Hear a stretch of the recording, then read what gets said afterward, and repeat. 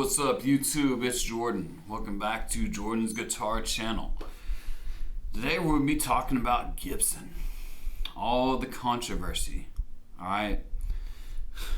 So, first off, I'm playing my 2020 Les Paul Standard 60s Unburst with bare knuckle Miracle Mans in the bridge and neck and a titanium bridge. That's the only things that was done to this guitar. I bought this guitar off of Reverb, and the seller didn't know how to ship a guitar, so it was sent in a case with a single sheet of bubble wrap, and the box was way too big, so it was bouncing around all the way from Kentucky to Texas. Got the guitar out, scared to death. It was in one piece, and it plays, I had to do a setup, but it plays beautifully. It stays in tune. It sounds amazing. But let's get to Gibson, okay? I see a lot of hate online about Gibson, and people call you a sellout, and they call you a traitor, and they call you this, and they call you that, because you like Gibson guitars. Alright? Look, if Gibson was really that bad, they wouldn't be selling guitars, bro. Now granted, the whole deal about them suing people over shapes, that's a bunch of BS, dude. They should leave that alone. They should focus on making a quality instrument. There's been a few instances where people have gotten Gibsons and the paint finish isn't correct or whatever. Yes, they should absolutely work on that and fix that issue. But having said that, if it was such a big issue, it would be all over the place. Like every video about a Gibson would be, man, this guitar really sucks.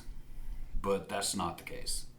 Look, I've been playing guitar for 30 years, and I've owned and had my hands on all the major brands. And I've got to tell you, I end up going back to Gibson or ESP all the time. And I've always wanted a Les Paul. I finally got my hands on this one. I took a big gamble because I got it off of Reverb, and it's perfect in every single way. I mean, look at this flame top. Oh my God. Just absolutely amazing. So, don't believe all the hype that you see on the internet. Yes, if you have the money, you should definitely invest in a Gibson. Now, if you can, get your hands on it and make sure that is the one for you. I always recommend if you're able to do that, because you actually bond with the guitar. But there's a couple other things. People say, well, they're so expensive, I'll just get an Epiphone. Epiphones are great guitars. Okay, I am not knocking Epiphone in any way, shape, or form, but they are not as good as Gibson. Sorry, they're just not. Okay.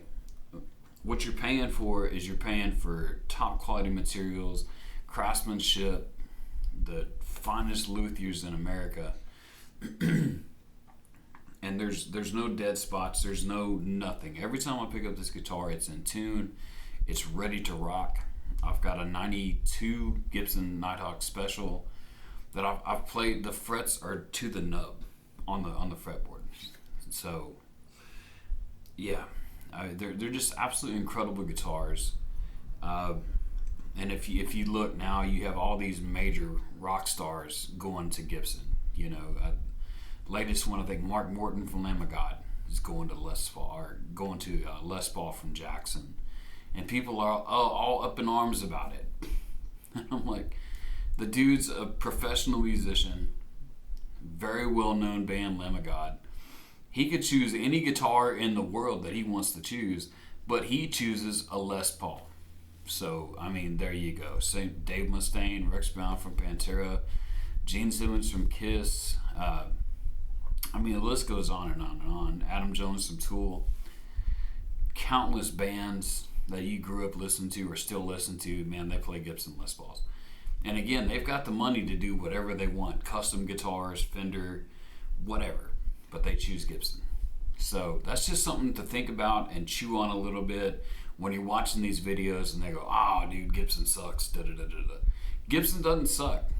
Now, again, I don't agree with them suing the crap out of these companies like Dean Guitars. I think that's a bunch of BS. Okay?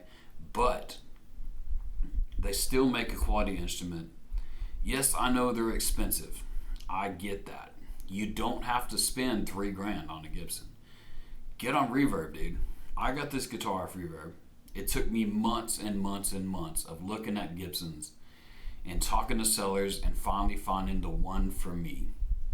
And if I can do it, you can do it too, man.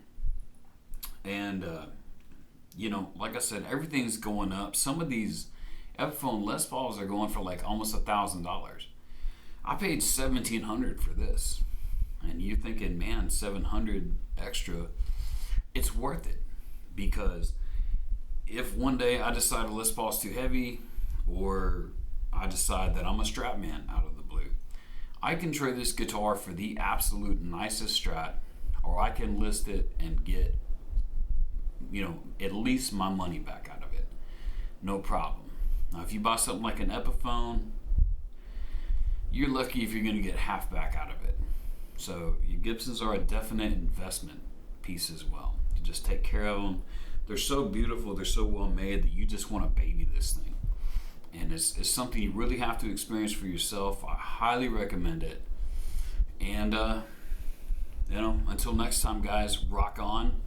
Please like, comment, subscribe on the videos. Hit the notification bell. I'm doing 2 to 3 videos a week. I'm doing this for free. I'm not sponsored by anybody. I just want to make videos to help people out. Like I said, I've been playing for 30 years. I've got a ton of experience, and help me grow this channel and get out and reach more people so we can get the truth out about playing guitar, demyth some things, help some beginners out, and spread the love of music, man, and the joy of music. So until next time, guys, peace out, and we'll see you next time. Bye.